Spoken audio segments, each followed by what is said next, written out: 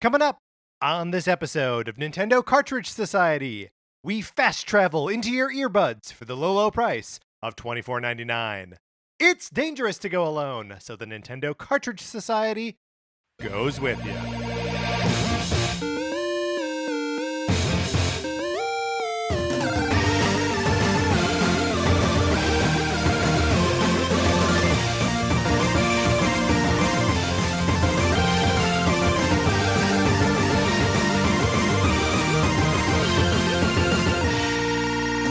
Welcome to Nintendo Cartridge Society. My name is Patrick Ellers, and I am joined, as I am always joined, by my co-host, Mark Mitchell. We've got a good show for you today. We are going to be talking about the news from the week, including the reveal of a pricey new Skyward Sword amiibo, and then some other games coming to the SNES Switch Online. And then on Thursday, we are accurately predicting Nintendo's 2021 E3 presents. But Mark, in the meantime, how you doing?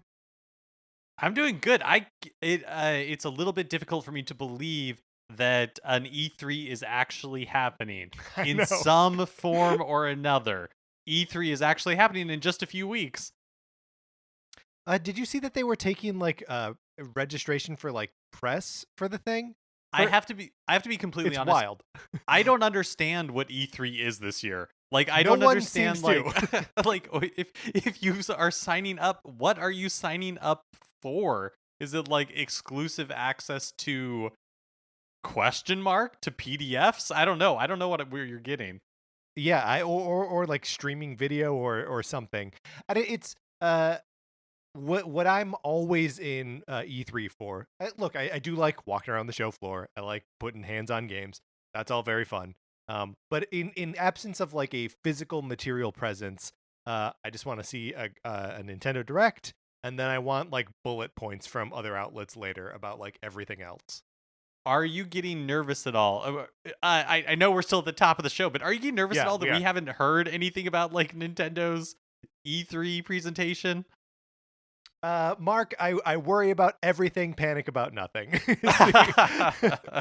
the current marching orders. No, I don't know. Nintendo will tell us when they're ready, and I think they'll be ready the week before. To announce what exactly they're gonna do. I'm not worried. Are you? Are you currently worried? I guess nobody else really has announced any big streaming presentations, so I'm not nervous, but I'm hoping that we get some details soon. Heck, even by the time maybe this podcast goes live, because Nintendo likes to do some late Monday, early Tuesday stuff occasionally.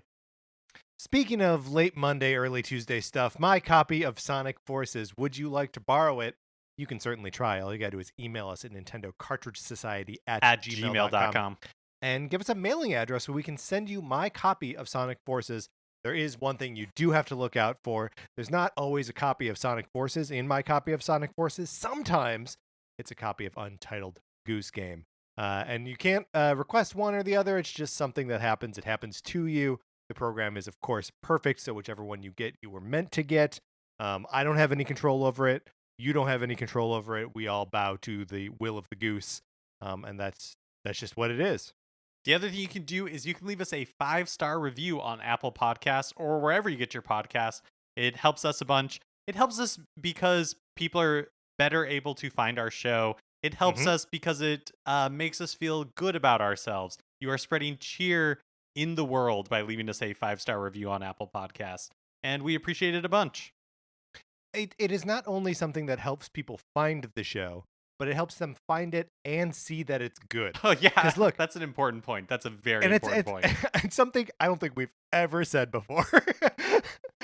Because there are so many podcasts in the world, and they can't all be good, right? So, how does anyone find, even when something is surfaced for them, how do they know that what they're about to listen to is, in fact, one of the good podcasts? You can tell them by leaving a 5-star review and saying whatever you want about this show. Yeah, and we'll shout you out on the show when you do. Absolutely. Mark, we have a couple questions here that we need to answer. The first question is from Chariot Goblin. Chariot Goblin writes, "Hey, Nintendo Cartridge Society. With the releases of Famicom Detective Club remakes, what other deep cuts or lost pieces of Nintendo history would you like to see brought back? Personally, I'd like to see a remake of the third Famicom Detective Club, which was released exclusively for the Super Famicom Satellaview service in 1997. It's the third game and has Ayumi Tachibana as the main protagonist. Thanks and keep up the great work. I mean, that is a great pick, Chariot Goblin. Another Famicom Detective Club game. Sounds amazing, especially one that was, the Satellaview thing was a monstrosity of hardware / like live gaming service that Nintendo was running. So this would have been something that was like done with real actors in like real time, and you had to be like tuned in at it, just like the Satellaview Zelda thing, which would also be a cool thing to resurface the Legend of Zelda BS. Wait. What do you mean? What do you mean live actors in real time? So like there were with the way the Satellaview worked is it was like a live like satellite link to like Nintendo headquarters or somewhere where they were like broadcasting actual audio. So like it was in the, I know in the Zelda thing there was like an announcer or like a storyteller or something like directing people to various objectives like in the game map. Oh, whoa. I had no idea that was the case. I thought it was something where, like, basically they were broadcasting this using, like, satellite technology. And so it was essentially, like, time gated, access to games. I didn't realize there was a, like, live audio component to There's it. like a host, yeah. That's so weird. And it's wild, and it's something that I wish I wish like anyone had the bandwidth for anymore. But it's something that I think obviously works in the smaller market of Japan, which is more geographically close, and therefore there's no like time zones that you're messing with or anything like that. But in any event, I think that's a great pick. Mark, do you have any deep cuts or lost pieces of Nintendo history you would like to see brought back? Something that I think would be cool to see more done with is the mysterious Murasame Castle, Yes. which was an action adventure game published exclusively for the Famicom in 1986, I think. And I think it's now available on the Virtual Console for the Nintendo 3DS. And I haven't actually picked it up and played it myself. But the best way that I can describe it is kind of like how Star Tropics took the Zelda formula and made it something like that ended up being exclusive to the West. The mysterious Murasame Castle is like taking that Legend of Zelda formula and making something that ended up being exclusive to the Famicom in Japan. It has like the same sort of like overworld map. You go to like 5 different castles, and they're like the dungeons in the original Zelda game. It's it's a little bit like the graphics are a little bit better than the original Legend of Zelda, and of course, like with so many other video game pieces of history, representations of it have ended up in Super Smash Brothers over the years. But I think it'd be cool to like see this brought back. I imagine that they're just like Patrick loves Star Tropics. I imagine that there is a Japanese Nintendo podcaster who every show they bring up the mysterious Murasame Castle. Yeah, I mean there absolutely has to be. Mark, I perhaps prompted by this question earlier this week, I downloaded the mysterious Murasame Castle on the 3DS virtual console. Nice. and have been playing a little bit of it. It's great. It's hard. I have a real tough time with it, but I enjoy it a lot. It is like sort of an action Zelda. And the games were released 4 months apart in Japan. So they share a lot of DNA. But yeah, that is a great pull. Obviously, also Star Tropics is another one that is long forgotten and kind of they haven't done anything with since the sequel, which is Zoda's Revenge, subtitle Star Tropics 2. So it'd be great to see one of those, or even those games like remade and sort of like represented would be awesome. I'd like to see Nintendo revisit the Donkey Kong 94 formula, turning like the Mario thing into a like puzzle platformer.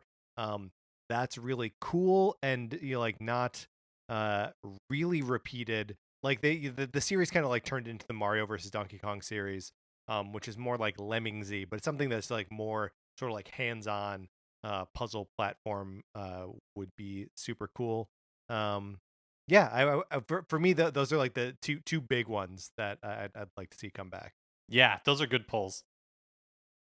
But I mean, this Satellaview Famicom Detective Club is obviously the right answer. I would also just love to see the Zelda BS because not only did it have the like live announcer thing where you're doing like these other objectives, there's a remake of the original Legend of Zelda in the engine of a Link to the Past, like as part of it. Oh, Why don't we have that? Why don't we have that, Mark? So interesting. Yeah. Another question that we got from Pokemaster. Pokemaster wrote, "Hey guys, I was curious. I know you guys enjoy the Final Fantasy games, but I was wondering which one is your favorite in the series. In my opinion, I enjoy 9 and 15 because in 9 the characters are some of my favorites. There are many memorable, including my absolute favorite character Vivi. And then there is 15. I really enjoyed the story, even though it is a divided topic. I also like the open world and the new direction that it took."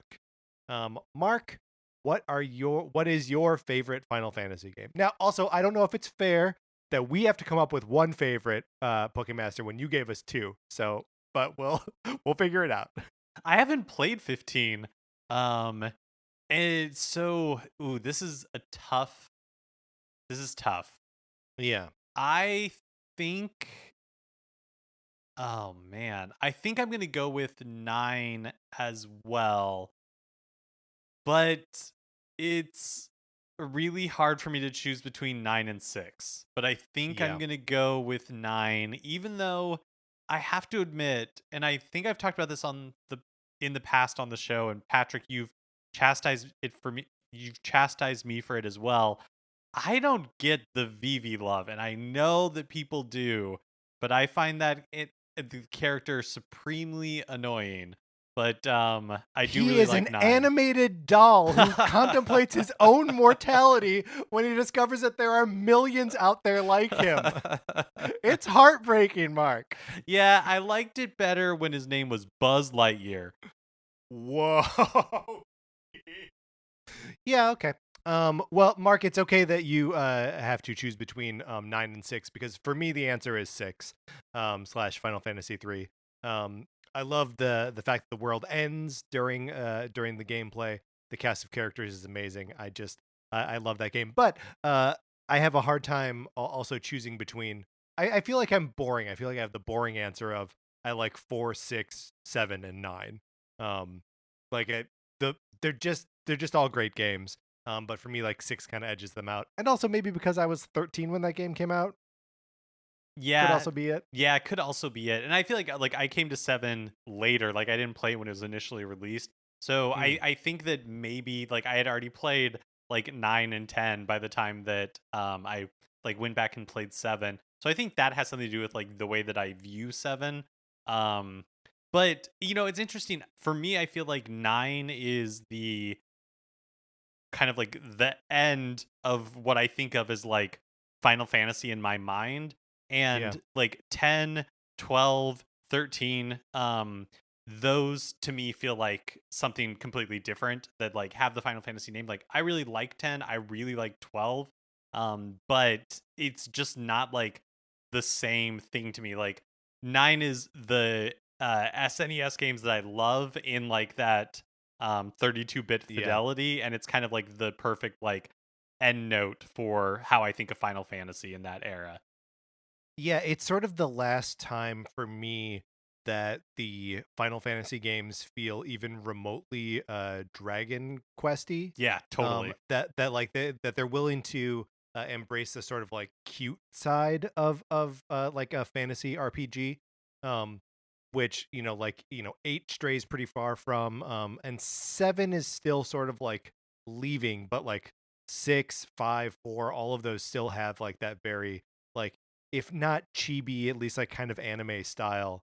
That like it just goes from like Saturday morning cartoon anime to like grown up self-serious anime in the transition to like 10 and then 12 and 13. So yeah, I need that pre-transition time. Yeah, and it's so interesting because like the story in 6 is like incredibly dark, but there's Yeah. something about like that like uh 16-bit presentation that does like kind of like make it feel cuter. And yeah, and so once they hit like the PlayStation 2 era, when they can present like the gravity of the story in kind of like a realistic fidelity, it just changes the feel of the series, and not necessarily in a bad way. It just doesn't feel like Final Fantasy to me, but that's because like you were saying, I was like 13 when I was playing a lot of these games for the first time. Right. And so, like Hard to compete with that feeling of being yeah. 13. Completely. All right, thank you so much for the emails, Chariot Goblin and Pokemaster. Mark, let's get into what we've been playing this week.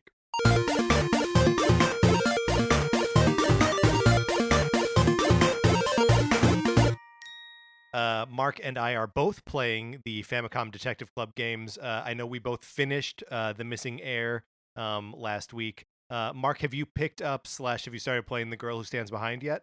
I picked up The Girl Who Stands Behind. I haven't started it yet. So I'm a couple chapters into it. I am loving it in the same way I was loving the first one. But I'm going to cut our conversation about the Famicom Detective Club games off here because next week, Thursday, we are going to do a deep dive discussion about both of these games. We are going to talk about the gameplay. We're going to talk about the stories. We're going to do spoilers. There'll be a warning before we jump into spoilers and everything. But if you have any questions, and I understand that the Famicom Detective Club games are weird or maybe too expensive or whatever. So if you have questions, if you're curious, write into us as soon as you can at Nintendo Cartridge Society at gmail.com. And give us your questions about Famicom Detective Club so we can read them and talk about them on the show next week. So sooner rather than later, I guess next Wednesday, which is going to be June 2nd, would be the cutoff for that. No, am I right? Am I wrong there? Did I go too far? I think it's the third. Maybe. I don't know. Yeah, we're freestyling this part of it. No one knows. Now I'm doubting myself. Yeah. But that has taken up most of my gameplay time over the last week. So I don't really have anything else to report there. Yeah, the other thing I wanted to pick up is Knockout City, the new like multiplayer competitive dodgeball game from EA, and there's a free trial going on through I think Memorial Day, and so I still want to pick it up, but I haven't yet. But Patrick, maybe you and I can get a few rounds in before it ends. Yes, absolutely. Let's do that. It's free for the first 10 days on all platforms. It's everywhere. The game is everywhere. It's cross-platform. It's like a steampunk / like 50s sock hop aesthetic dodgeball game in the city. It's great and super fun. I really enjoyed the open beta.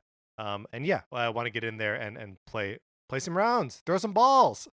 And Patrick, I am also happy to tell you that you were in fact correct. It is the 2nd, Wednesday, yes. June 2nd. So let us never forget that is the day that you should get your Famicom Detective Club questions into us. Yeah, as soon as you can, and no question is too whatever questions you have. I'm happy to explain these games, what the experience is of playing them, suggested orders to play them, all kinds of things. Yeah, and impressions. If you have played these games, we would love to know what you think of them. Absolutely. Let's make it's a conversation, Mark. All right, that's what we've been playing this week. Let's get into the new releases and what we might be playing next week. Today, May 25th, Very Very Valet is released for Switch. This is the game that was first shown off at an Indie World Showcase, I believe, a few months back. I think it looks kind of cute. You play as this weird, like, Muppety looking fuzz monster, and it looks like a kind of like physics-based competitive multiplayer game. Yeah, it looks like another entry in the Overcooked but for blank. And so it looks like it's the Overcooked but for parking cars. Also, today, Shin Megami Tensei 3 Nocturne HD Remastered is released for Switch. If you got the deluxe digital edition, you were able to play it 4 days ago. But for anybody who didn't get the deluxe edition, it's now available to play. It's a 50 bucks. I've never played any of these games before, and I was kind of tempted by this one. But reading more about it, it's like Yeah. I think even though there's like an easy mode in this version of it that's new to the HD remaster, it still seems too like mechanically intense for me. Yeah, that's what all of the early reviews that I was looking at said, that it is too difficult, too grindy. All whatever improvements have been made to the game, there's no real like easing up or like modernizing for a 2021 audience. Y- Um, yeah. Yeah, because I think it was originally a PlayStation 2 game, and so I this is still a series that like I want to try someday, and so maybe Shin Megami Tensei 4 or 5. I guess it's 5 Yeah. that was announced for Switch way back at the Switch reveal in January of 2017. Oh my god, that's right. Was it last year at one of the partner showcase directs that we got like another tease for it, but we really haven't had a full reveal of this fifth game in the series. And so maybe that'll be the one that I finally try. Yeah, that's certainly not before that one. On Wednesday, May 26th, we're getting new games for the SNES Switch Online and the NES Switch Online. Mark, let the weird decisions commence. Let's talk about the five. First of all, 5 games. We're getting 5 games for the online services that you already have access to if you're a Nintendo Switch Online subscriber. How do you want to approach these? Because there are 5 of them, and they're all weird. Okay, let's try to break it down one by one. We'll start Okay. with Spanky's Quest, which was originally published by Natsume, and you're like a monkey in this, and it is a platformer. That is what I'm taking away from it. It's like a platformer, like action game where you are the video clip they showed in the opening trailer seemed like it was a boss fight, a monkey that like throws bubbles up into the air and then hits him with his head to turn them into like soccer balls or baseballs or whatever, and those damage the enemy. I am not familiar with Spanky's Quest. Originally came out on the Super NES in 1992. Also is Joe and Mac, also known as Caveman Ninja. This is a game that in some form or another has definitely been released, maybe as part of like arcade archives. So maybe this is like the Super Nintendo obviously it's the Super Nintendo version, which I'm guessing we haven't had before. Yeah, that's right. And also it will join Joe and Mac 2, which is already on the Super NES Switch Online. So we are filling out the Joe and Mac series, much like the Donkey Kong Country series was filled out on the SNES Switch Online. So too will the Joe and Mac series. Next is Baseball Simulator 1.000. In the little clip that they show of this actually looks kind of cool. It looks a little bit rad, but mostly maybe because there was like some weird like lightning effect going on. Man. But I of the SNES baseball games, this is definitely, if you're not going to get Ken Griffey Jr. Baseball on there, Baseball Simulator 1.000 seems like the way to go. Also included was Magical Drop 2. Magical Drop is a Data East developed puzzle game series that started in arcades in 1995. The Neo Geo version of Magical Drop 2 has been available on Switch since 2017, but this is the previously unreleased English version of the Super Famicom game, or maybe it's the English version, maybe it's like some of the other ones where it's still not just clear. like in Japanese. There does appear to be like some text in English in there, but I'm not convinced until I get my hands on it and I'm playing it that it is actually in English. This is a super weird one. I like that they have been including these Super Famicom puzzle games like we've gotten Panel de Pon and Puyo, and the third one, which I can't remember off the top of my head, that have all been like super fun to play. And like I'll absolutely give this one a shot. But it's so weird that like here's a game that has sort of been released in the form of the Neo Geo version of this game. And also just like knowing that the series started in arcades in 1995, and so this version came to the Super Famicom in like 96, like a super late Super Famicom game, like well into the life cycle of the Nintendo 64. This, for me, this is the most interesting one. And then we're also getting a new NES Switch Online title. It is Ninja Jaja Marukun, from published by Jellico in 1985. It's a Famicom game that was never originally localized outside of Japan, but has come to virtual consoles in Europe and North America in 2007. This looks like a 1985 game to me. Like it looks. I feel like I played like old Macintosh games that were that looked and played like this, like a ninja platformer.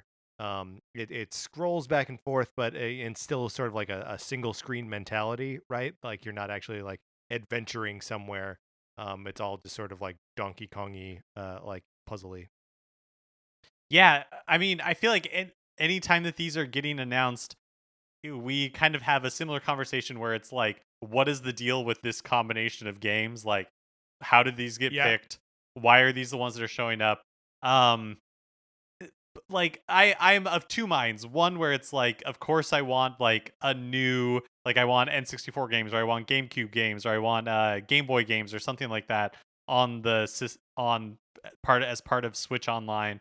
But on the other hand, it's like I think it's kind of cool that we're getting this like magical drop too, and we're getting this, NES game that previously was only on Virtual Console. Like I think it's kind of neat to get these like stranger games as well, especially when you have a lot of like Nintendo's first party catalog already on the system.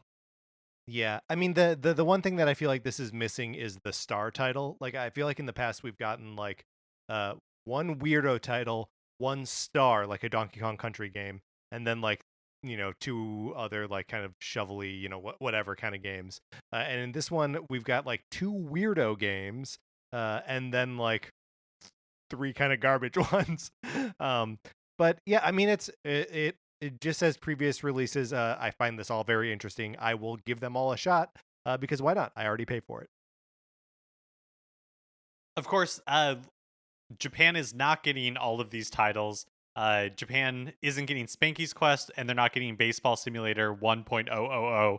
Instead, they're getting Doomsday Warrior, which is an SNES fighting game from 1992, developed by Lasersoft, and they're getting Fire Emblem. Yeah, same. Maybe developed by the American Gladiator Laser, potentially. There we go. And Fire Emblem Genealogy of the Holy War, which was a Super Famicom game that has never been localized outside of Japan. Again, if you want to check out the Japanese titles, it's pretty easy to on Switch. You just need to create a Japanese eShop account, which is easy to set up. And then you switch to that on your Switch. You download the Japanese SNES Switch Online and NES Switch Online. I guess it'd be Famicom Online.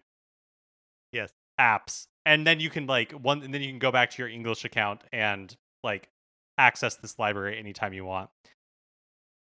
But they will, of course, be in Japanese. So yes, yeah. The Verge's headline about this announcement was Nintendo Switch Online reaches more than 100 retro games, which I guess is true. I hadn't really thought about it.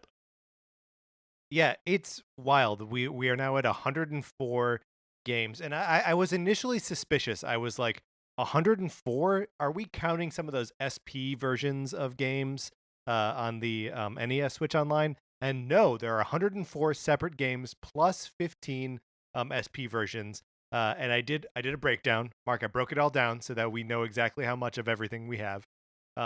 there are 54 NES games, 4 Famicom games, one of which is versus Excite Bike, so that's like kind of Excite Bike gets counted twice. 38 Super NES games and 7 Super Famicom games, which is a cool spread. Like there's for as much like kind of garbage as there is in there, there's a lot. There's a lot that you can just browse and play and screw around with. And even if something one game doesn't hold your attention, like there's 103 others that might. Okay, refocusing on new releases because we have not finished going through them yet. Oh, geez. On Thursday, the 27th, there's an Oddworld collection being released for Switch. It includes Oddworld New and Tasty, Oddworld Munch's Odyssey, and Oddworld Stranger's Wrath. And then also that day is Super Bomberman R Online, which was previously a Stadia exclusive and is a free-to-play game. This Super Bomberman R Online was one of the things that Stadia was touting as like only possible because of the way like Stadia's all online infrastructure works. And turns out no, it's coming to all platforms. And like Mark said, is free to play. It has a like 64 player battle royale mode. And I think that's largely what Stadia was touting as like needed their technology. But yeah, so there's another free-to-play battle royale game out there. Yeah, I guess you'll interest me when it's 99 players at a time.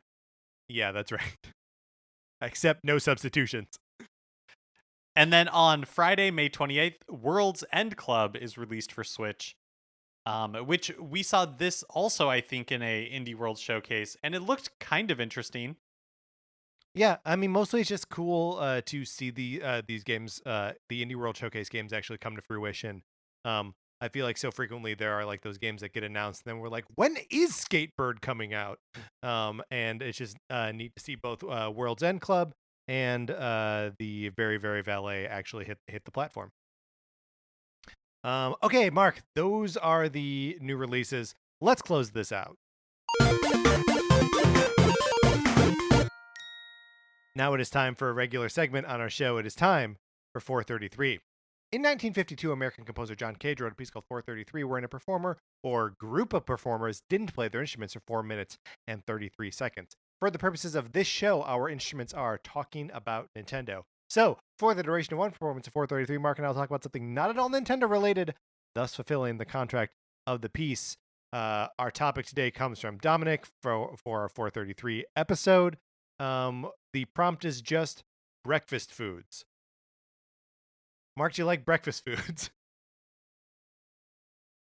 Yeah, but I'm like a sweet breakfast person. Like I'm not really looking for anything savory. I like throw off the sheets in the morning, and I'm looking for something that is going to satiate my sweet tooth. You and I could not be more different in this regard. I loves me some morning eggs. I gotta scramble up some eggs. I get some like eggs and toast. That's great. Or like a smoothie. That's really good for me too. Lately, Sarah and I have been doing a chia seed pudding. So it's like chia seeds soaked in almond milk with like some honey. So like that with some berries. Like that's really good. Are you a like I need breakfast kind of guy, or do you normally skip breakfast? I normally like skip like a big like full breakfast, which is a terrible idea because like no one knows. Come on. no, I don't mean in the sense like the breakfast is the most important meal of the day type thing. I mean it in the sense that like by the afternoon, because I eat like lunch late too, and so like by the afternoon I'm like I feel terrible. It's hard for me to focus, but I'm going to finish this before I go eat lunch. And then after, like I eat lunch, I'm like, wow, I feel so much better. I have energy. Like I can actually do stuff. And it's like, if only I would eat breakfast in the morning, I could feel this way more often. Yes. Well, you and I were talking about this before we started rolling today, but like I used to really be in a habit of like waking up early, going for a run, making myself breakfast, which is good because then like you need to eat something because you just expended a lot of energy. Your body hungry at that point. You're not just like you're not just like grouchy hungry. Um, but yeah, I mean, in the absence of getting up early enough to go for the run, I still get up early enough to make myself breakfast. I don't know, and there's something nice to me about like the ritual of it too, of like um Mm-hmm. doing something nice for myself. Like, I also make coffee every morning. So like just knowing that there's that those that like a breakfast and coffee are like locked and loaded. It's something I've done. It's nice. It's pleasant. I can have a good time with it. And then start a day. Like I always appreciate when the first thing I do in the day isn't go to work. I didn't understand for the longest time that Pop Tarts are supposed to be like a pastry. It's like a fast, easy equivalent of like a Danish, Hmm. right? I mean, yeah, I suppose so. I mean, what else is it? What how else do you conceive of a Pop Tart? I mean, I guess you could say that it's like similar to toast in like a really loose way, right? They're both toaster related. Oh, I guess we will never know. We were accompanied today by the Berliner Philharmoniker. All right, Mark, let's get into the news. We are only a few short weeks away from the release of The Legend of Zelda Skyward Sword HD on July 16th. And last week, Nintendo revealed a special amiibo that'll be released the same day. It is Zelda with the bird Loftwing, and using the amiibo in game will fast travel Link to the sky if he's on the ground. And if he's used in the sky, it will return him from the last place he was when you used it, which is a pretty cool feature. I actually haven't played Skyward Sword, so I don't know how useful it is, but it seems like something that speedrunners will take advantage of for sure. Oh, absolutely. I mean, it's is it Pharaoh's Wind in Ocarina of Time that gives you the ability to do basically that of like exit a dungeon from like a specific or from any point you want, and then you use it again to like go back into exactly that same spot, um, and like kind of exiting for the purpose of like resupplying yourself and then going back in. Mm-hmm. Yeah, yeah. And so I actually think this is a incredibly good looking amiibo. It's just Nintendo.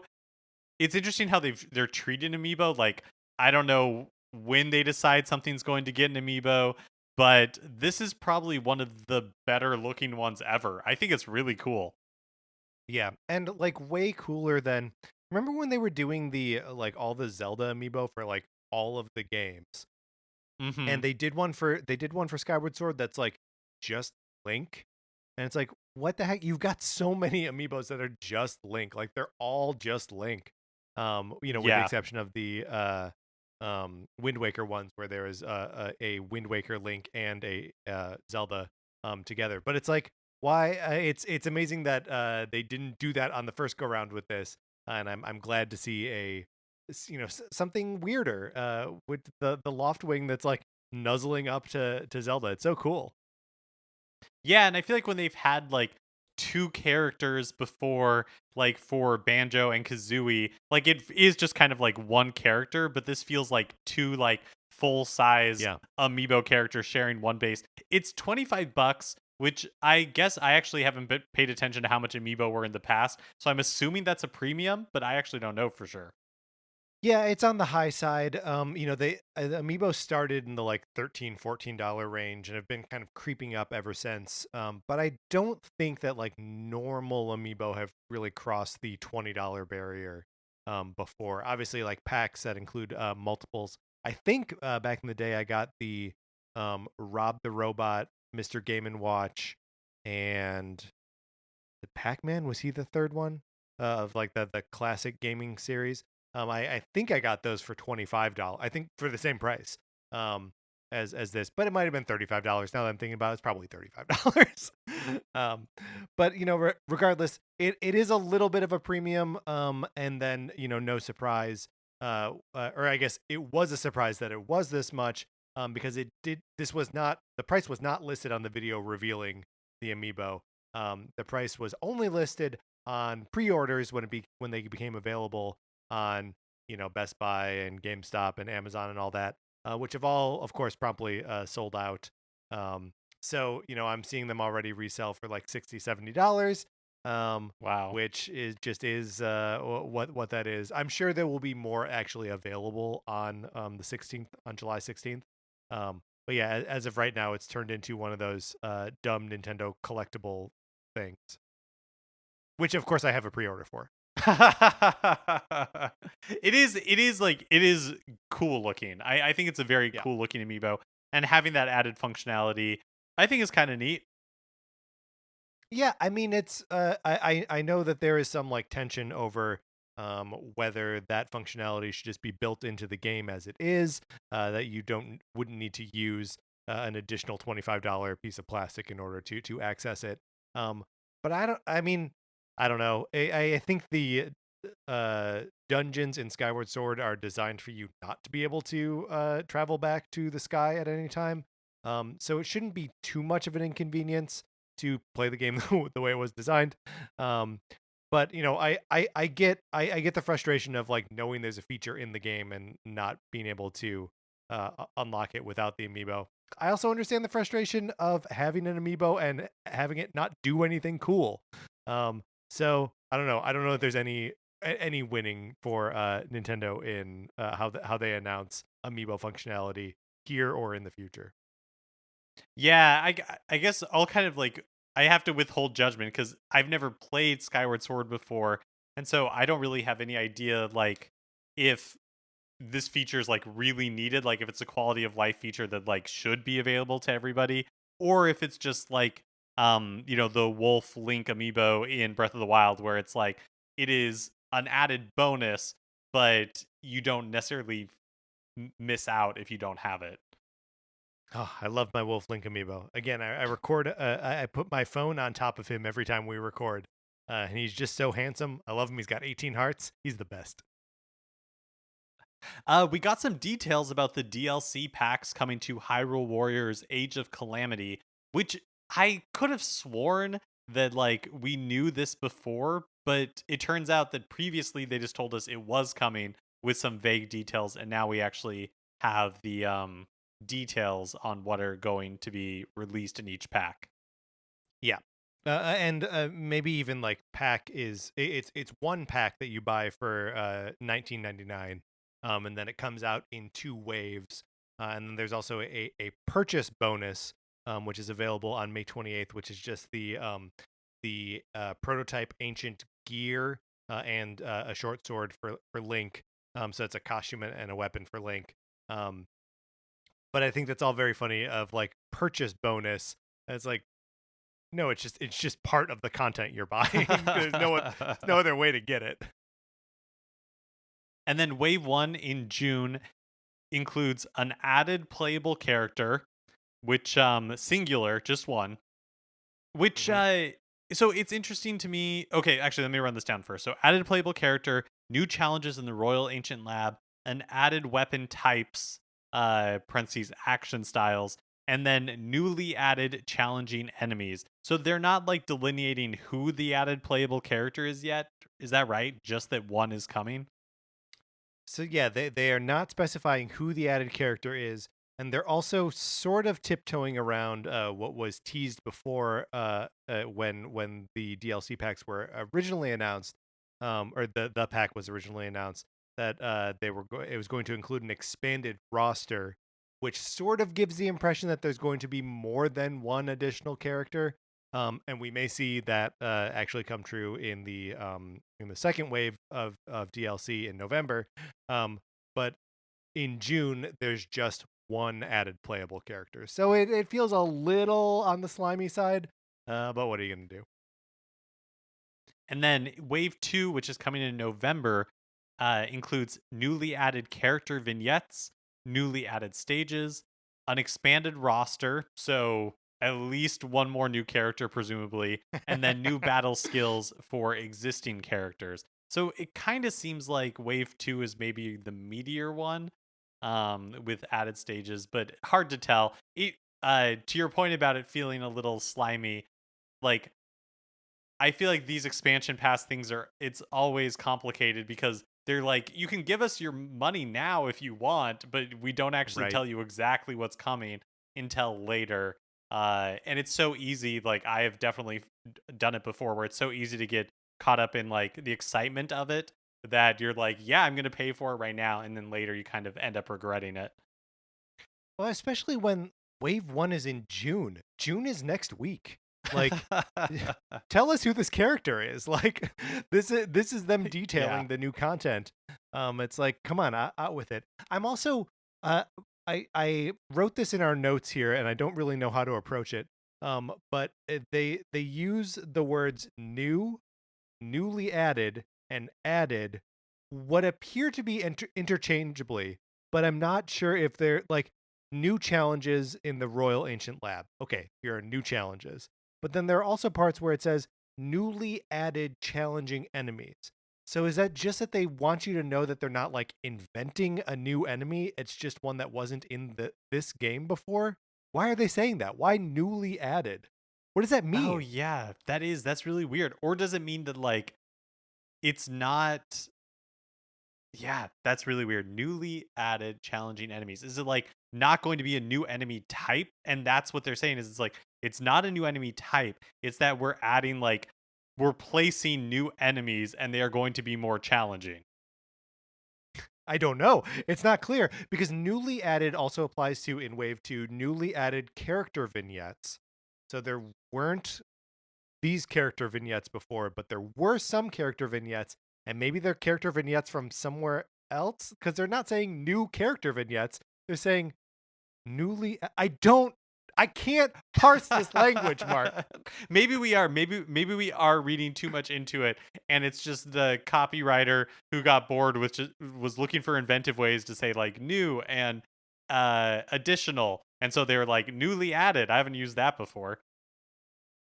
New battle skills for existing characters, but not newly added battle skills for existing characters. I don't know. I don't know what this means. Yeah, well, with the other kind of like lack of details, it does make you. I think it's worthwhile to question like what exactly are they getting Yeah. across here.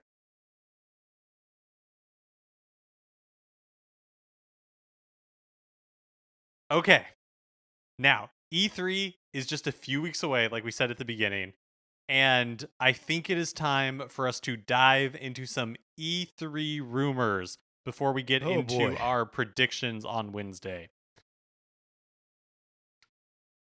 It's a fair point, but I do want to before we dig into it too much, I think for the purposes of us still having predictions for Wednesday, we need to.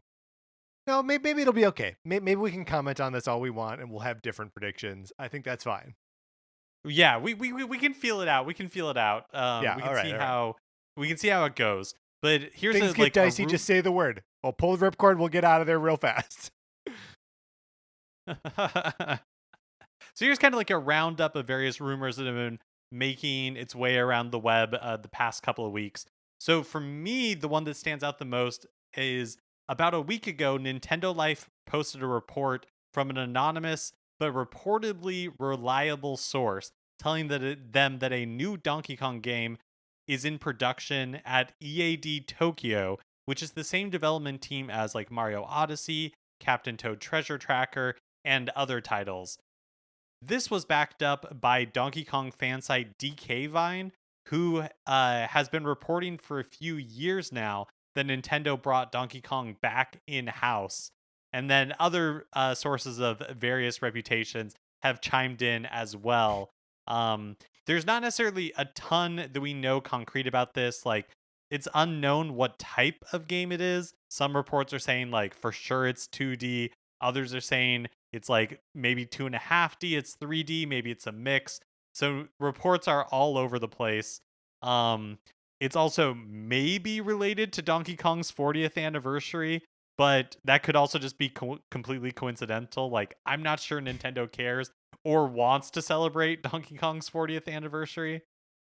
Right. I mean, how many anniversaries can they celebrate simultaneously? Like, it just doesn't. make a lot of sense. And they, for whatever reason, they've decided that 35 is an anniversary that they're like celebrating. So like we missed it for Donkey Kong. We missed it. Sorry. We'll pick you up on the 50.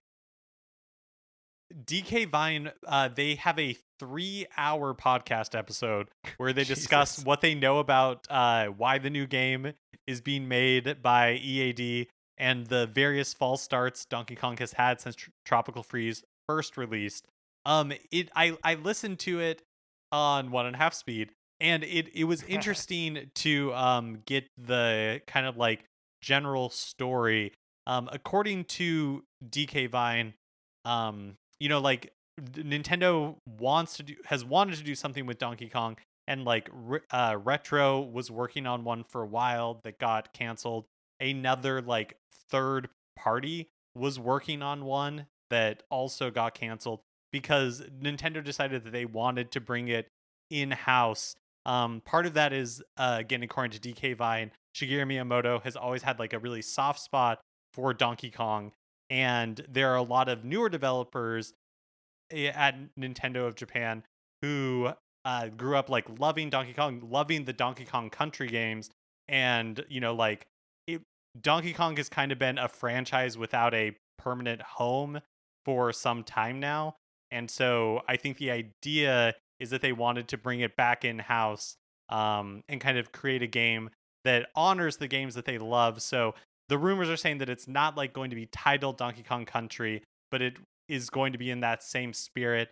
We'll possibly have the Kremlins, we'll possibly have King K. Rool, because apparently King K. Rool completely dominated the Smash Brothers fan poll, and that kind of took Nintendo by surprise. And so they were like, "Oh, you're all sickos." So they were like, "Oh, okay, like there is clearly something here," and that like they haven't really dug into for a long time. And so I don't really know what to make of all of this. It seems like more than some of the rumors that we get, like Pokemon Stars or like the Star Fox Racer. Yep. That there feels like there's a lot of smoke here. So I'm completely in for this. I think it could be awesome. Oh, I mean, it certainly could be awesome. I feel like the future of the Donkey Kong series is, has got to be coming back under Nintendo's like in-house development. It's just strange that it's been such a outside development entity for so long, right? Like the Donkey Kong that we know today is basically invented by Rare, and then like refined by Retro with Returns and Tropical Freeze, and like I know that there have been Nintendo developed Donkey Kong games in the form of like the one that you play with the bongos. What's the name Jungle of that Beat. game? Jungle Beat. And the like Donkey Kong King of Swing games, and like all these sort of like smaller experiences, but like Nintendo proper hasn't done like a mainline Donkey Kong Country style game. So I'll be fascinated to see what they do, and if they like distinguish it enough from the country games to actually make it something else, with like the same cast of characters and all that. Or are we just getting Donkey Kong 65? Is that what's happening?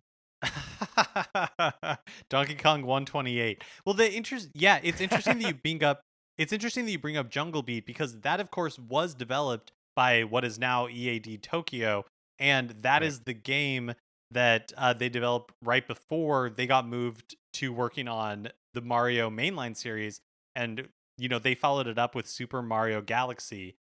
And like Jungle Beat was kind of Nintendo's attempt at the time to create like the next generation of what Donkey Kong platformers could be. I doubt that like this new game is going to be a direct descendant of Jungle Beat, but the other thing that's kind of like interesting about this is when I think of Donkey Kong, I now think of it as like a 2D platformer. But some of the Yeah, same. discussion around the this rumor was like there's a vocal contingent of people who didn't grow up playing 2D platformers, and so like a 2D side-scrolling game is just as it's a niche thing now, you know? Like it's like 3D platformers are the mainstream, and so I'm super curious to see where they take Donkey Kong, and if they do keep it as like a side-scrolling thing, if it's a combination of both somehow. Yeah. It'll be really I mean, interesting to see. like it's interesting to compare like the two different like pillars that we have here. One is that like what is a Donkey Kong slash Donkey Kong Country style game, a 2D platformer, but what is, you know, what are we expecting out of like EAD mainline Nintendo? Sort of we're expecting a 3D game, right? Like we're expecting Odyssey, or you mentioned Captain Toad Treasure Tracker. And it's like which of those impulses wins out? Like, and is there room in the world for like a 3D Donkey Kong 64 style game, even if they like tone down the collectible aspects and everything that's annoying about that game? Like, is there room in the world for that? Yeah, and like, what if it's not a platformer at all? What if it's like some Oh my weird god. like Breath of the Wild type thing? Look, if Nintendo makes me buy another pair of plastic bongo drums, I will be happy. I will be so glad to welcome extra plastic into my house, and so I can bang on some drums. So I mean, whatever it is, I'm interested. And but at this point, I do believe that there is some kind of Donkey Kong game, out there that is getting close enough that I don't know that we'll see it at E3. But it's something that I am now like letting take up space in my imagination. Another thing that I'm not sure that we're going to see at E3, but has been heavily rumored for years now, is a new 2D Metroid game from Mercury Steam, who most recently developed Samus Returns for the Nintendo 3DS. And this, like the narrative goes that they created this remake and kind of as like the training wheels for being able to create their own 2D Metroid. So I liked Samus Returns, but I didn't love it. But I would be curious to see what Mercury Steam does on like a new Metroid game, and if we get like a proper like Metroid sequel after all of these years. Yeah, I mean, yeah, that would be great. I would love to see a Metroid 5. That's just exactly what I need to see. I did like Samus Returns, and I did love it. It is a game that I got a 100% clearance rate on. Not something I do frequently. Um, I did everything that game had to offer. So anything using the same intellectual property from the same studio, I'm very excited about this. I don't again this one feels like it's just rumor. Not that any of the rest of these have much more like that you can actually like grasp onto. But like this is one that I will believe it when I see it, and I'll be very excited about it. Yeah, it's one where like logically the story makes sense where you're like, sure, of course Yeah. they were hired to do like a remake, and so they'll just move right on to doing their own thing. But this is one where, yeah, like I don't know that I've ever seen, like a written article on it. It seems just like message board whispers where it's like, well, Yeah. so and so said that it was happening. So we'll see. And also Speaking just having like the narrative that makes sense, where you're like, ah, yes, they did this, which means it was a test run for blah blah blah blah. The fact that that story makes sense makes me think that Nintendo's not doing it that way, right? Like, right. when has this company ever made sense? Well, another rumor that I am skeptical of is that a nearly complete Fire Emblem game is in development at Intelligent Systems. Now, when I say that I'm skeptical of it, it's like, do I believe that Intelligent Systems is working on a new Fire Emblem game? Yeah, I Duh. do. Yeah. Yes. Like, so I don't think it requires, like a huge like a lot of inside sources at Nintendo to know that this is coming. Um but this specific rumor, as such, comes from online leaker Zippo, and in a recent blog post, Zippo says, quote, "While I haven't been told this part as of this writing, the fans seem pretty sure that this is going to be a remake of the Japan-only Super Famicom title, Genealogy of the Holy War. Now available on the Super Famicom Switch Online. Right. And, Three Houses was released in 2019. And I actually think my understanding is that that one was developed by Koei Tecmo mostly, and Intelligent Systems was mostly supervising. And we got Three Houses DLC, the end of it, like early last year. But otherwise, it's been kind of quiet for Fire Emblem. So it follows that we would get like something sometime soon, and a remake, maybe in the style of like Fire Emblem Shadows, could be a good way as like an in-between title before we get the next like big new entry in Fire Emblem. Yeah, I mean, Fire Emblem has been in an interesting place lately. Like there was a period where we were getting like a flurry of Fire Emblem stuff with, as you mentioned, Fire Emblem Echo Shadows of Valentia on the 3DS, and Fire Emblem Heroes and Warriors coming out like right at the same time. That's the mobile game and the Warriors style game, the Musou, and then Fire Emblem Three Houses. So like there is always or there was until Three Houses came out, just this like deluge of Fire Emblem content, and we are far enough out now that it feels like there should be more appetite for Fire Emblem. Although I guess they did technically just release the original Fire Emblem on Switch. In That's December. such a good point. Yeah, that's right. I was trying to for Fire Emblem's 35th anniversary. By Yeah, the way. But yeah, no, that's such a good point. I was trying to remember what other Fire Emblem related thing was released, but I'd totally forgotten about that one.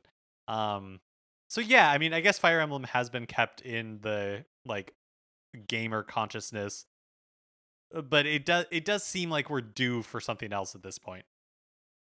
Yeah, and I mean, this is also one of the rumors that on Zippo's blog, like, it doesn't really seem like they care about it at all, Yeah, or like yeah. have any investment. I mean, the fans seem to pretty sure that this is a remake of the Japan only blah blah blah. Fans seem to think, what are we talking about? Well, another big rumor that has been out there for like months now is Mario Kart 9, or a new Mario Kart title of some sort coming to Switch like this holiday or relatively soon.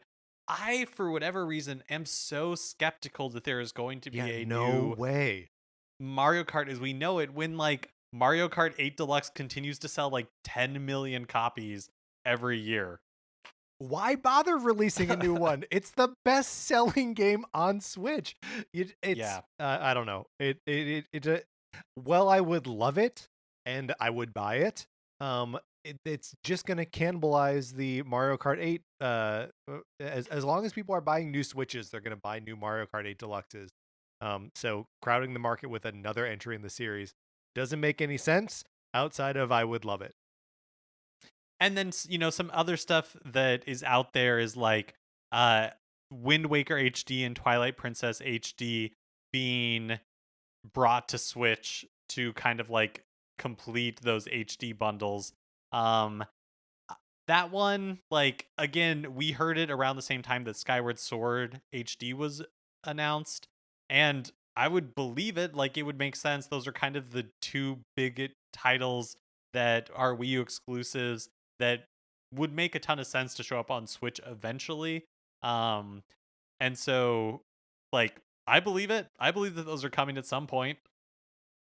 I believe that they can come at some point. I also believe that there's no way we hear about any new Zelda games at E3, with the possible exception of Breath of the Wild 2, but even that I don't think we will. We won't find out anything about any other Zelda re-releases until after Skyward Sword comes out. Like I guarantee that like the Tuesday after we'll get a Nintendo Direct, being like, here's what else is coming to you from The Legend of Zelda. Depending on what they have for E3, like I could see them doing like another teaser, kind of like when they announced Skyward Sword HD, where Aonuma is out there and is like, hey, Yeah. I mean, because they told us when Skyward Sword HD was announced earlier this year that you're going to hear more about Breath of the Wild 2 later this year. And that definitely doesn't mean that it's going to be E3. They have a whole half of the year Yeah. after that to talk about it if they wanted to. But I feel like if they know that it's a guaranteed like gangbuster way to Right. and like at least end a show, right? Even just like this tiniest sliver of a trailer with like a nebulous 2022 release date or whatever would make a lot of waves. Yeah, yeah, which I think is the most we will see at E3. It's I don't really know about any of other Zelda remakes coming to Switch and finding out about them this year, other than if they are, and we are going to hear about it, it'll be on whatever July 22nd or something like that. Put it down right now. That's my prediction. July 22nd, Nintendo Direct, Zelda collections announced. Zippo in his blog post also mentions like Super Mario Party 2 and uh just a nebulous other 99 games in the vein of like Tetris 99 and Pac-Man 99, but seemingly without any additional details or insider info. So I'm rating this rumor on the likelihood scale as like a 2 because I do think that another Mario Party would make a ton of sense, but it doesn't seem like he has any more information than you or I, Patrick. Yeah, I mean, the Mario Party franchise is weird because when it started and they were on the Nintendo 64, there was a new one like every 18 months or something like that, right? There are three of those games on the Nintendo 64, and they didn't, launch with the system. Like, when they discovered it as like a winning formula, they made a bunch more of them, and put them out pretty quick.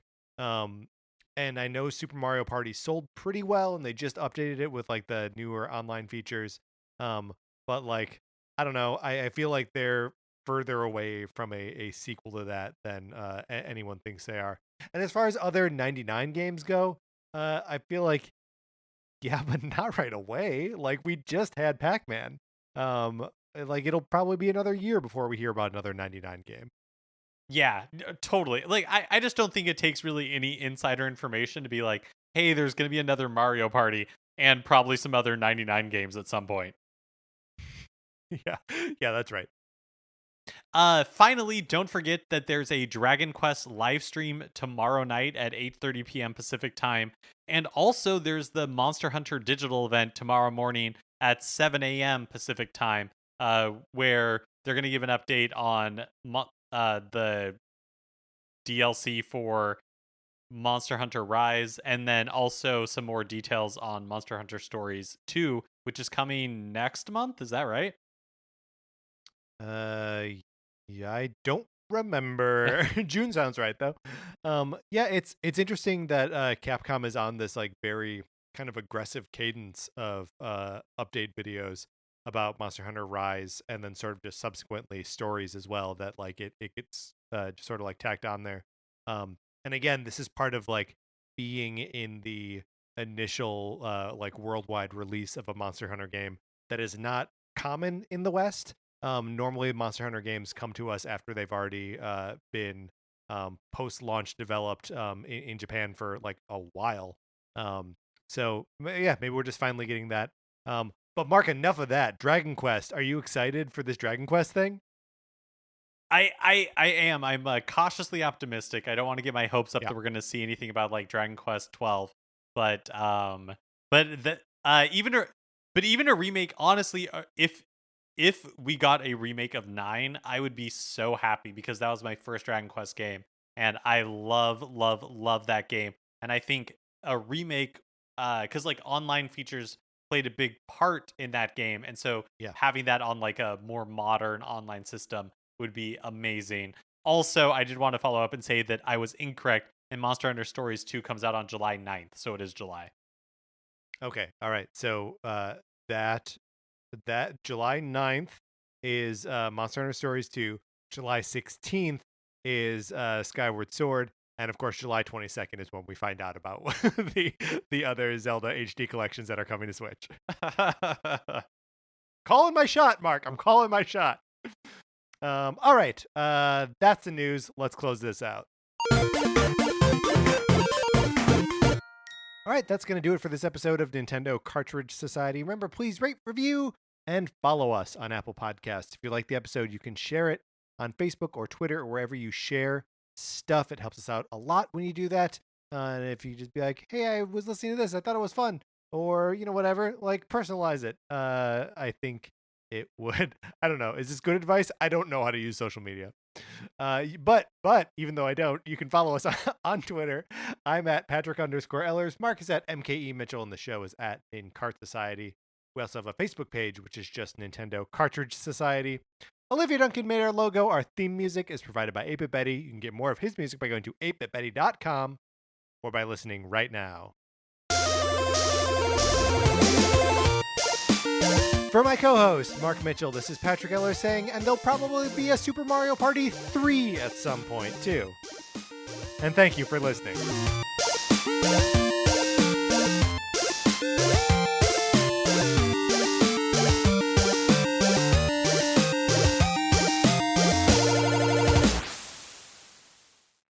Hey, it's Mia. Hey, it's Allie. And we host the Rom-Com Review podcast, P.S. I Love Rom-Com. Each week, we'll have incredible guests come and discuss a new rom-com, grand gestures, meet-cutes, and of course, that elusive chemistry. Mia, what are you doing holding that giant boombox over your head? I'm hoping to win over listeners with this grand gesture. Take us back! Find a new episode every week. And subscribe on Apple Podcasts or wherever you get your podcasts. Brought to you by Campfire Media. Wow, you're still holding that boombox. Yeah, I've got great upper body strength. Thanks, CrossFit. Yes, I love rom-coms.